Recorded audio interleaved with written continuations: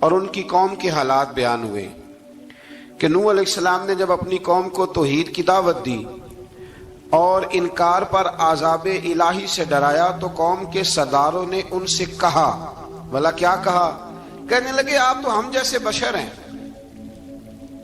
تو ہماری طرح ہی ہیں آپ، اور آپ کے پیروکار پسماندہ یعنی غریب لوگ ہیں اور کم عقل لوگ ہیں۔ ہماری رائے میں آپ کو معاذ اللہ ہم پر کوئی فضیلت حاصل نہیں، بلکہ معاذ اللہ ثم معاذ اللہ۔ کہنے لگے آپ تو جھوٹے ہیں، اللہ کے نبی کو کہہ رہے ہیں معاذ اللہ، استغفر اللہ۔ نوح علیہ السلام نے جواب دیا کہ میں اپنے رب کی جانب سے واضح دلیل رکھتا ہوں اور اس نے مجھے رحمت سے نوازا ہے، لیکن تم میرے مقام کو سمجھنے کی صلاحیت نہیں رکھتے، تم اتنی صلاحیت رکھتے نہیں ہو۔ اور پھر ارشاد فرمایا کہ میں تم سے دعوت حق کے صلے میں کسی اجر کا طلبگار نہیں ہوں، اور نہ ہی میں اہل ایمان کو اپنے پاس سے دھتکارنے والا ہوں، اور میں نے یہ دعویٰ بھی نہیں کیا کہ میرے پاس اللہ کے خزانے ہیں، اور نہ میں از خود غیب جاننے والا ہوں، اور نہ ہی میں یہ کہتا ہوں کہ میں فرشتہ ہوں، نہ میں یہ کہتا ہوں کہ جن لوگوں کو تم اپنی نظروں میں حقیر جانتے ہو اللہ انہیں خیر سے نہیں نوازے گا۔ فرمایا یہ ٹھیک ہے کہ اللہ بشروں میں سے رسول بناتا ہے، پر جسے بناتا ہے پھر اسے بڑی شانیں عطا فرماتا ہے۔ پہلے دن سے انسان کا یہ مسئلہ ہے، پہلے دن سے انسان کا یہ مسئلہ ہے کہ وہ کہتا ہے میں انسان سے ہدایت حاصل کروں، لیکن رب نے بھی قانون بنایا ہے کہ اللہ تبارک و تعالیٰ بندے پر ہی وحی فرماتا ہے، فرشتوں اور جنوں کو اللہ نے اس منصب کے لیے منتخب نہیں فرمایا۔ قوم نوح نے کہا کہ آپ نے ہم سے بہت بحث کی معاذ اللہ، بس جس عذاب سے آپ ہمیں ڈرا رہے ہیں وہ لے آئیے۔ تو نوح علیہ السلام نے کہا کہ اللہ چاہے گا تو تم پر عذاب بھی آ جائے گا۔ آیت نمبر 37 سے 47 میں بتایا کہ اللہ تعالیٰ کی طرف سے نوح علیہ السلام کو حکم ہوا کہ ہماری نگرانی میں اور ہماری وحی کے مطابق آپ کشتی بنائیے، اور ظالموں کے بارے میں ہم سے کوئی بات نہ کریں۔ حضرت نوح کی خواہش تھی کہ یا اللہ انہیں بھی معاف کر دے، فرمایا یہ ظالم ہے تو میرے نبی ان کے بارے میں مجھ سے کوئی بات نہ کریں، وہ ضرور غرق ہو جائیں گے۔ پھر وہ کشتی بنانے لگے، اور جب ان کی قوم کے سردار ان کے پاس سے گزرتے تو ان کا مذاق اڑاتے، یہ آپ کیا کر رہے ہیں؟ آج بھی وزیر مشیر بڑے بڑے لوگ اللہ ماشاءاللہ دینداروں کا مذاق اڑاتے نہیں؟ اڑاتے ہیں کہ نہیں اڑاتے مذاق؟ یہ کن کا طریقہ ہے؟ یہ تو قرآن مجید کہہ رہا ہے کہ حضرت نوح کی قوم جو کافر تھی ان کا طریقہ ہے اہل ایمان کا مذاق اڑانا۔ تو وہ مذاق اڑانے لگے۔ نوح علیہ السلام نے کہا کہ وہ وقت آنے والا ہے کہ جب تمہارا مذاق اڑایا جائے گا اور تمہیں پتہ چل جائے گا کہ رسوا کن عذاب کس پر آئے گا۔ اللہ تعالیٰ نے فرمایا جب ہمارا حکم عذاب آ پہنچا اور تندور ابلنے لگا، تندور سے آگ نکلا کرتی ہے، پانی نہیں نکلا کرتا، اور نوح علیہ السلام کی قوم پر جب عذاب آیا تو پانی تندور سے نکلا، تندور سے اللہ نے پانی نکالا، جہاں سے پانی نکلا نہیں کرتا، تندور ابلنے لگا۔ اللہ اکبر۔ تو اللہ تبارک و تعالیٰ نے فرمایا تو ہم نے نوح علیہ السلام سے کہا کہ آپ خود اور اپنے گھر والوں کے ساتھ اس کشتی میں سوار ہو جائیں، اور اہل ایمان کو بھی سوار کر لیں، اور ہر چیز کے جوڑے یعنی نر اور مادہ کو سوار کر لیں، اور ان کے ساتھ ایمان والے بہت کام تھے۔ حضرت نوح علیہ السلام دعائیں پڑھتے ہوئے سوار ہو گئے۔ پھر کیا ہوا؟ کشتی انہیں پہاڑوں جیسی موجوں میں لے جا رہی تھی کہ نوح علیہ السلام الگ کھڑے ہوئے اپنے بیٹے سے فرمانے لگے اے بیٹے ہمارے ساتھ کشتی میں سوار ہو جا اور کافروں کے ساتھ نہ رہو۔ اس نے یعنی نوح علیہ السلام کے بیٹے نے کہا کہ میں آپ کے ساتھ نہیں بیٹھوں گا، ابھی کوئی پہاڑ آئے گا تو میں پہاڑ کی پناہ لے لوں گا۔ اگر کسی نیک آدمی کا بیٹا کبھی غلط نکل آئے تو اس کا مطلب یہ نہیں کہ اس نے تربیت ٹھیک نہیں کی، ہاں یہ اعتراض چھوڑ دیں، اس لیے کہ نوح علیہ السلام کا بیٹا کافر ہو گیا۔ اور جب سیلاب نظر آیا تو اس سے کہا کہ آجا سوار ہو جا، تو کہنے لگا میں نہیں بیٹھوں گا، میں تو کسی پہاڑ کی پناہ لے لوں گا اور میں اس کے اندر چھپ جاؤں گا اور وہ پہاڑ مجھے پانی سے بچا لے گا۔ نوح علیہ السلام نے کہا آج اللہ کے حکم کے سوا کوئی بچانے والا نہیں ہے سوائے اس کے جس پر اللہ رحم فرمائے۔ پھر ان دونوں کے درمیان موج حائل ہو گئی، ایسے ایک موج اٹھی اور حضرت نوح کا بیٹا ڈوب گیا۔ اور جب حضرت نوح کا بیٹا ڈوبا، اللہ کی طرف سے حکم ہوا اے زمین اپنا پانی نگل لے، اے آسمان تھم جا، پانی خوش ہو گیا، اللہ کا فیصلہ نافذ ہو گیا اور کشتی کوہ جودی پر ٹھہر گئی۔ نوح علیہ السلام نے اللہ سے التجا کی، کیا میرے پروردگار میرا بیٹا اور میرے اہل سے ہے، اور تیرا وعدہ سچا ہے کہ تم میرے اہل کو بچا لے گا۔ اللہ نے فرمایا نوح وہ آپ کے اہل میں سے ہے ہی نہیں، وہ آپ کے اہل میں سے ہے ہی نہیں۔ اہل میں سے وہ ہوگا جو آپ کے طریقے پہ چلے گا، جو طریقے پہ نہ چلے وہ نسل میں سے ہے ہی نہیں، وہ ختم ہو گئی بات۔ اللہ اکبر۔ اس کے اعمال ٹھیک نہیں، جس بات کی حقیقت کا آپ کو معلوم نہ ہو اس کے بارے میں سوال نہ کریں۔ تو نوح علیہ السلام نے اللہ تعالیٰ سے اپنی اس اجتہادی خطا پر مغفرت اور رحم کی دعا کی۔ پھر طوفان نوح تھم جانے کے بعد وہ سلامتی کے ساتھ اتر گئے۔ اجتہادی خطا میں نے ایک لفظ بولا ہے، یہ اجتہادی خطا کا مطلب یہ ہے کہ بعض اوقات انبیاء سے ایسی باتیں سرزد ہو جاتی ہیں کہ جو تعلیم امت کے لیے ضروری ہوتی ہیں، تاکہ لوگوں کو پتہ چل جائے کہ اللہ کی بارگاہ میں توبہ کیسے کرنی۔ اگر وہ لوگ توبہ نہ کرتے تو ہمیں توبہ کے طریقے سمجھ میں، یعنی ان سے اجتہادی خطا ہو گئی، کہنے میں کرنے میں کوئی ایسی بات ہو گئی جو بظاہر اللہ تعالیٰ کی رضا والی، تو فوراً معافی مانگ لیتے تھے۔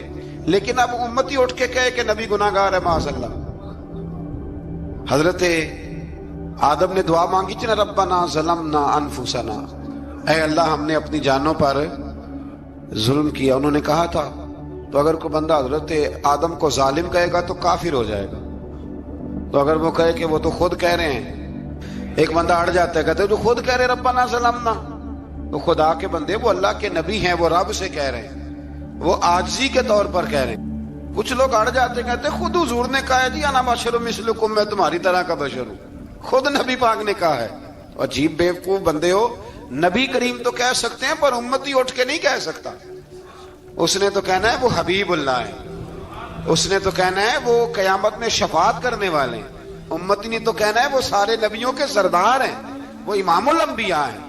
امتی وہ لفظ ادا کرے گا جو اس کے بنتے ہیں۔ اب کوئی بندہ اٹھ کے کہہ دے، دیکھے نا ایک بہت بڑا عالم تقریر کرتے ہوئے کہہ دی میں تو ان پڑھ آدمی ہوں، تو اس کا شاگرد کہے کہ استاد جی قسم اٹھائے ہاں آپ نے تقریر میں کہا نہیں میں ان پڑھ ہوں، آپ تو ان پڑھ ہے، تو یہ بات ادب ہے کہ بے ادبی ہے؟ چلیں اس سے آگے چلتے ہیں، یہ بھی ذرا مشکل سے سمجھ میں آئے گی۔ ایک اور بات جو جلدی سمجھ میں آ جائے گی، ایم این اے جب اعلان کرتا ہے، تقریر کرتا ہے، الیکشن لڑتا ہے تو کہتا نہیں میں قوم کا خادم ہوں، کہتے ہیں نا کہ میں قوم کا خادم سے آپ کیا کچھ کراتے ہو؟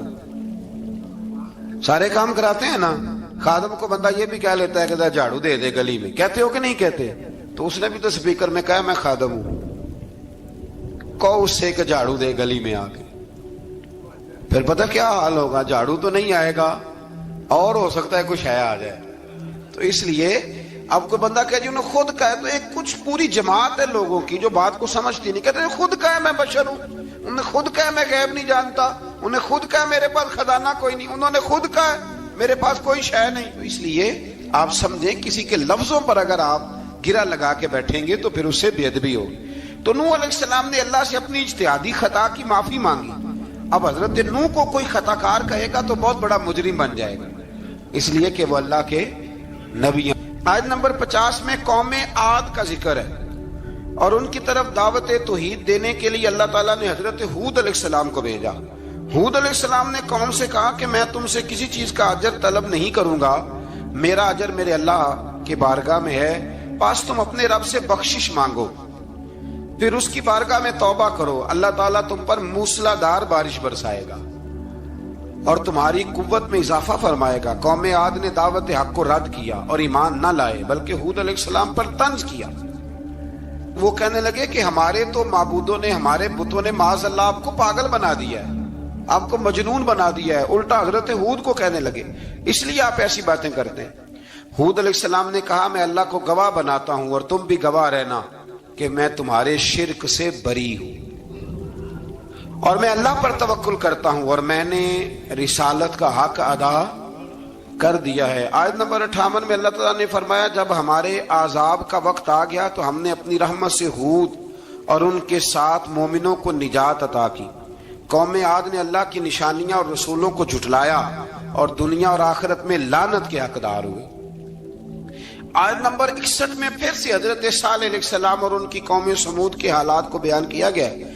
حضرت صالح نے کہا ہے میری قوم اللہ وحدہ لا شریک کی عبادت کرو، اس سے بخشش طلب کرو، اس کی بارگاہ میں توبہ کرو، اس نے تمہیں زمین سے پیدا کیا ہے، اس پر آباد کیا ہے۔ جواب دیا ہے صالح ہمارے آباء و اجداد کے معبودوں کی عبادت کو روکنے سے پہلے ہمیں آپ سے بڑی امیدیں تھیں، اور اب آپ ہمیں روکنے لگ گئے ہیں باپ دادا کے دین سے، لیکن اب ہمیں آپ کی دعوت کے بارے میں شکوک ہیں۔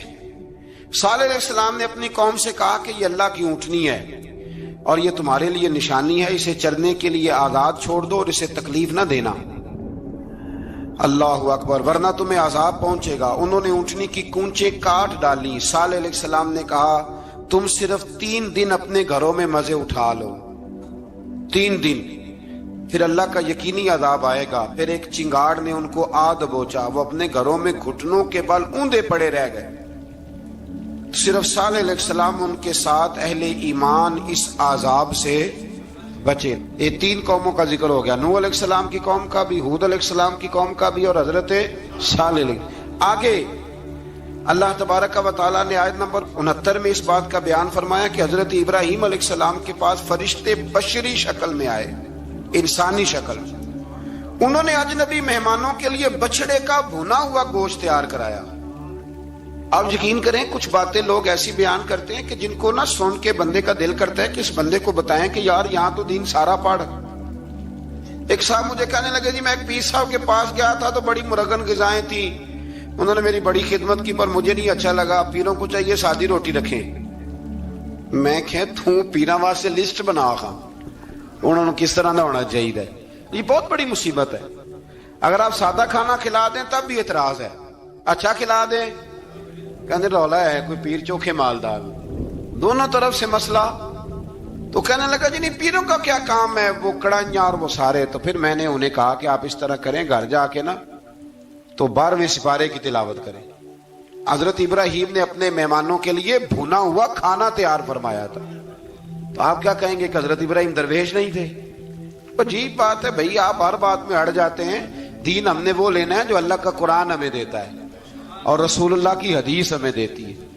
جب انہوں نے دیکھا کہ مہمان کھانے کی طرف ہاتھ نہیں بڑھا رہے تو ان کو ڈر محسوس ہوا۔ حضرت ابراہیم کو فرشتوں نے کہا کہ ہمیں قوم لوط علیہ السلام کے عذاب کے لیے بھیجا گیا ہے۔ حضرت ابراہیم کی بیوی کھڑی تھی، اس پر وہ مسکرائیں تو فرشتوں نے اللہ کی طرف سے انہیں حضرت اسحاق علیہ السلام اور اس کے بعد حضرت یعقوب علیہ السلام کی بشارت عطا۔ اسحاق علیہ السلام حضرت ابراہیم کے بیٹے ہیں اور یعقوب علیہ السلام پوتے ہیں، اور یعقوب علیہ السلام کے بیٹے یوسف علیہ السلام۔ ہاں اللہ اگر چاہے تو 7 نسلوں میں نبوت رکھ دیتا ہے اگر اس کی منشا ہو۔ تو حضرت یعقوب کی بشارت دی۔ انہوں نے حیرت سے کہا کہ ہم دونوں میاں بیوی تو بوڑھے ہیں، اس عمر میں اولاد کیسے ہوگی؟ تو فرشتوں نے جواب دیا اے ابراہیم کے گھر والو، تم پر اللہ کی رحمتیں اور برکتیں ہوں، اللہ کی قدرت پر تمہیں کیوں تعجب ہے؟ اللہ فرماتا ہے کہ بیٹے کی بشارت سن کر ابراہیم کا خوف دور ہو گیا اور پھر وہ قوم لوط کے بارے میں گفتگو کرنے لگے۔ ابراہیم بہت بردبار، اللہ سے آہوزاری کرنے والے اور اس کی طرف رجوع کرنے والے تھے۔ اللہ تعالیٰ نے حضرت ابراہیم علیہ السلام کو فرمایا اے ابراہیم اس گزارش سے آپ گریزاں رہیں، اس کا یقینی فیصلہ ہو چکا ہے اور ان پر نہ ٹلنے والا عذاب نازل ہو کے رہے گا۔ وہ کیا گناہ کرتے تھے؟ لوط علیہ السلام کی قوم کو میں نے بتایا تھا، مرد مردوں سے بدفعلی کرتے۔ تو حضرت ابراہیم نے بھی عرض کی، بار بار گزارش کی، بحث کی کہ اللہ مہربانی فرما ان کا عذاب۔ آپ دیکھیں نبیوں کے حوصلے کتنے بڑے ہیں، قومیں تنگ کرتی ہیں اور طرح طرح کی باتیں کرتی ہیں اور پیغمبر پھر بھی کہتے ہیں یا اللہ مہربانی فرما، اے اللہ ان سے عذاب۔ آیت نمبر 77 میں حضرت لوط علیہ السلام کی قوم کی بدعمالیوں اور لوط علیہ السلام کے اپنی قوم کو بدعمالیوں کے باعث فرشتوں کی آمد، قوم کے بدعمال لوگوں کے دوڑ کر آنے اور حضرت لوط کو ان کے سمجھانے اور ان کے انکار پر مضطرب ہونے کا ذکر ہے، جس پر فرشتوں نے حضرت لوط کو تسلی دی کہ آپ فکر نہ کریں، ہم آپ کے رب کے فرشتے ہیں، یہ آپ اور ہم تک نہیں پہنچ سکیں گے۔ آپ رات کے آخری حصے میں قوم کی طرف توجہ کیے بغیر ہجرت فرما لیں، اس لیے کہ صبح کے وقت ان پر عذاب آئے گا۔ جب اللہ کا عذاب آیا تو اس نے بستی کے اوپر کے حصے کو نیچے کر دیا اور قوم لوط کے اوپر اللہ کی طرف سے لگاتار نشان زدہ پتھر برسائے گئے، لگاتار پتھر آئے۔ آیت نمبر 84 میں اللہ تعالیٰ نے حضرت شعیب علیہ السلام اور ان کی قوم کا ذکر فرمایا ہے اور ان کے جرائم کو بیان کیا گیا ہے۔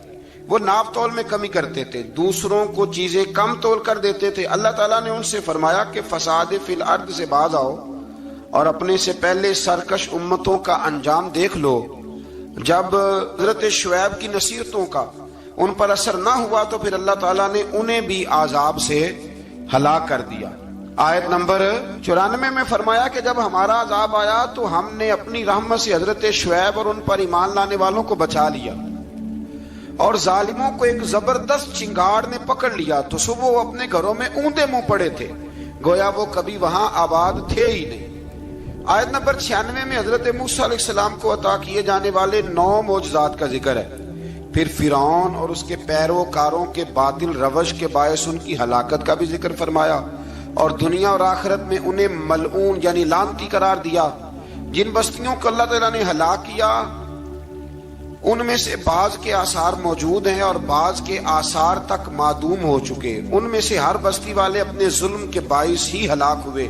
اللہ تعالیٰ کسی پر ظلم نہیں فرماتا، لوگ خود اپنی جانوں پر ظلم کرتے ہیں۔ جو شخص عذاب آخرت سے ڈرتا ہے اس کے لیے اس میں نشانیاں موجود ہیں۔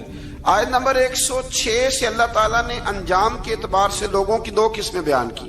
2 قسمیں فرمایا، ایک ہیں سعادت مند لوگ اور دوسرے ہیں بدبخت۔ فرمایا بدبختوں کا ٹھکانہ جہنم ہے جس میں وہ ہمیشہ رہیں گے، اور نیک بختوں کا ٹھکانہ جنت ہے، وہ ہمیشہ اسی میں رہیں گے، اور ان کے لیے اللہ کی طرف سے نا ختم ہونے والی عطائیں۔ آیت نمبر 110 میں حضور صلی اللہ علیہ وسلم کو تسلی دی گئی کہ جس طرح یہ لوگ قرآن کے بارے میں اختلاف کرتے ہیں، اسی طرح قوم موسیٰ نے تورات کے بارے میں بھی اختلاف کیا تھا، اور اللہ نے ان کے اعمال کا پورا بدلہ انہیں دیا۔ آیت نمبر 112 سے سرکشی کو چھوڑ کر احکامات دین پر استقامت اختیار کرنے اور ظالموں کے ساتھ میل جول رکھنے سے بچنے کا حکم دیا گیا ہے، اور فرمایا کہ ظالموں سے میل جول کا انجام دوزخ کی آگ ہے۔ ہم لوگ نہ شکوہ کرتے ہیں، کسی حکومت کو بنے ہوئے 6 مہینے گزرتے ہیں تو شکوہ شروع ہو جاتا ہے، حالانکہ وہ خود تو نہیں نہ بنتے، ان کو کوئی بنانے والا ہے۔ تو ظالم کا جو مددگار ہوتا ہے وہ بھی ظالم ہوتا ہے، اس لیے احتیاط کریں۔ اور یہ صرف سیاستدانوں کی بات نہیں، دنیا کے ہر معاملے میں آپ غور کریں کہ آپ کسی ظالم کے مددگار تو نہیں۔ اللہ تعالی ہمیں حق پر استقامت عطا فرمائے۔ آیت نمبر 114 میں دن کے دونوں طرفوں میں اور ابتدائی رات کے کچھ حصے میں اللہ تعالیٰ نے نماز قائم کرنے کا حکم دیا ہے۔ رات کے کچھ حصے میں بھی نماز پڑھنی چاہیے، اور یہ بھی بتایا کہ بے شک نیکیاں گناہوں کو مٹا دیتی ہیں، اور یہ نصیحت قبول کرنے والوں کے لیے نصیحت ہے۔ آیت نمبر 120 میں اللہ تعالیٰ نے فرمایا کہ ہم آپ صلی اللہ علیہ وسلم کو رسولوں کی تمام خبریں آپ کے دل کی تسکین اور تقویت کے لیے بیان کرتے ہیں، اور ان میں مومنوں کے لیے نصیحت اور عبرت ہے کہ ان ساری باتوں سے عبرت پکڑ لو۔ بچہ صرف وہی جو اللہ کے نبیوں کے طریقے پہ چلا اور نبیوں کے ساتھ رہا، باقی بچ سکے نہیں۔ اللہ تعالیٰ کی طرف سے توحید و رسالت اور وقوع قیامت کے دلائل بھی ہیں۔ آیت نمبر 123 میں فرمایا کہ آسمانوں اور زمینوں میں سب غیب اللہ ہی کے ساتھ مختص ہیں، اور ہر کام اسی کی طرف لوٹایا جاتا ہے۔ آپ اسی کی عبادت کیجئے، اسی پر توکل کیجئے، اور آپ کا رب لوگوں کے اعمال سے غافل نہیں ہے۔ اسی بارے میں نا آگے سورۃ یوسف شروع ہو رہی ہے۔ اس کو اللہ تعالیٰ نے کہا ہے کہ یہ بڑا پیارا قصہ ہے، احسن القصص کا، قصوں میں سونا قصہ۔ تو یہ کچھ 12ویں پارے میں اور کچھ 13ویں پارے میں ہے۔ میں نے یہ ارادہ کیا ہے کہ یہ ایک ہی دن پوری بیان کی جائے۔ قوم سبت کا ذکر فرمایا اللہ نے۔ ہفتے والے دن کچھ لوگ نافرمانی کرتے، ہمارے بھی ہیلے بہانے ہیں نا آج کل کاروبار میں، تو اسی सिपारे की आयत नंबर 65 के अंदर अल्लाह ताला ने हजरत दाऊद की कौम का जिक्र किया कि अल्लाह ने उन्हें हुक्म दिया था कि हफ्ते वाले दिन मछलियां नहीं पकड़नी, तो वो कहते थे चलो हाथ लगा के नहीं पकड़नी, हाथ लगा के। वो हमारे लोग हीले बहाने तलाश कर लेते हैं ना, वो बड़े जनाब इंश्योरेंस वाला आ गया, अब वो बैंक वाला आ गया, वो फलाने साहब आ गए, वो तरोड़ मरोड़ के कहानियां बातें, और फिर हमें भी रास्ते मिल जाते हैं बचने के। मुफ्ती साहब ने कह दिया था, ओ एक मौलाना से मैंने इनको कहा हफ्ते वाले दिन मछलियां नहीं पकड़ने का, नहीं पकड़ते, छोटे छोटे हौज बना लिए। तो मछलियां ज्यादा आती थी उस दिन, ये भी अल्लाह की कुदरत थी। नमाज के वक्त गाहक ज्यादा आते हैं, ये उसकी कुदरत होती है। तो वो मछलियां हौज में जमा हो जाती हैं। यूं समझ लें कि जाल इन्होंने लगा लिए हुए थे, तो जाल में वो फंसती रहती थी, हौजों में आती रहती थी। हफ्ते को नहीं पकड़ते थे, इतवार को पकड़ लेते थे। तो फिर अल्लाह ने इन्हें सजा दी। फरमाया तमाशे करते हो अल्लाह के हुक्म के साथ।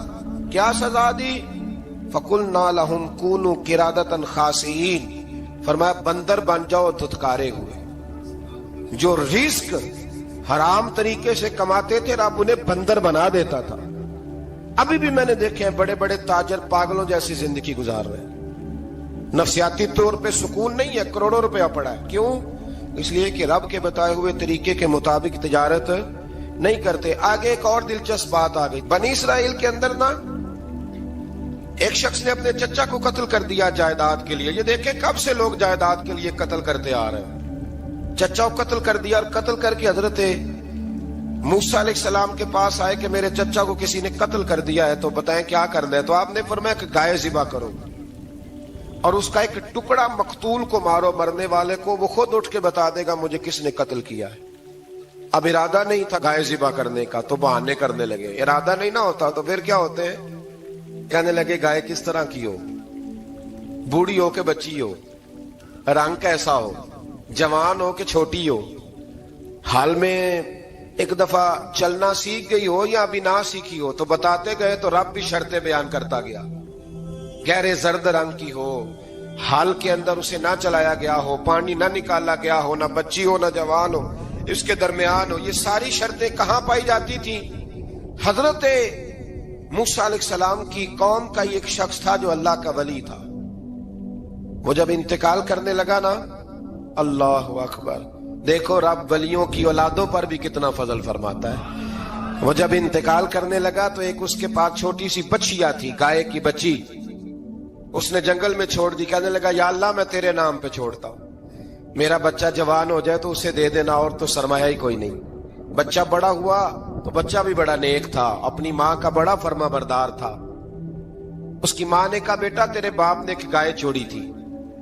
तो बच्चा जंगल में गया और जाके कहने लगा ऐ अल्लाह मेरी गाय मुझसे मिला दे। तो रब करीम ने वो गाय वापस कर दी।